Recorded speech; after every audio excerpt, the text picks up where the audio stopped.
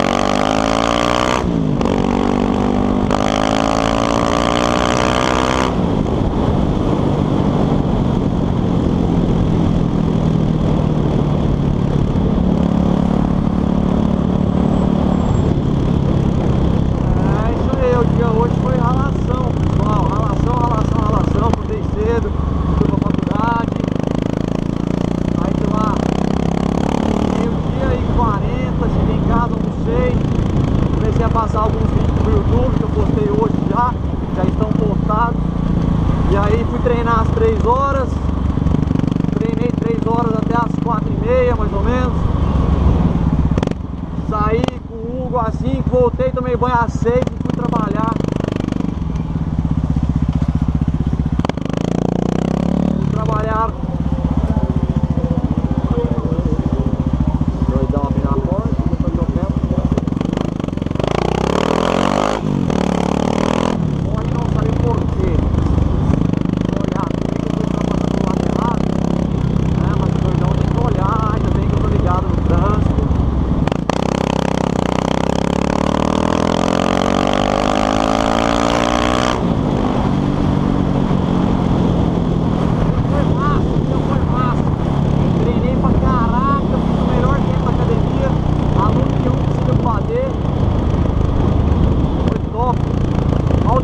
Saco treino, 10 rounds, 100 metros de corrida, 7 barras, 7 flexões de cabeça para baixo na bananeira, né?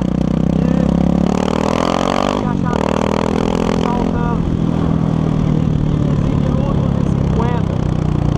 Meus alunos estão fazendo em 22, alguns fizeram em 27, 30 minutos, mas até estão mais iniciantes.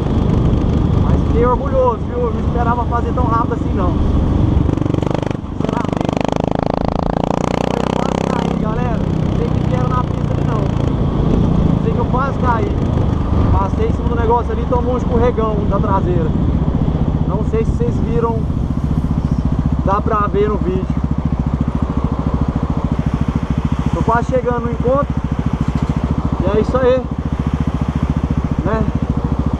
Isso aí tá virando um bordão, né, mano? A mania do caralho de falar isso aí que eu tenho.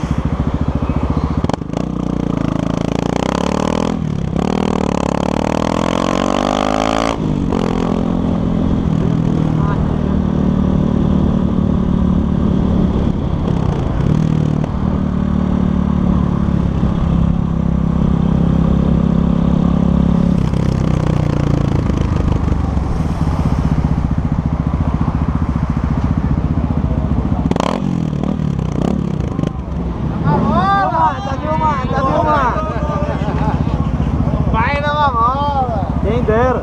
Onde você tá parando? Mas como eu vou subir ali em cima? Deixa eu colocar ela lá. Põe lá.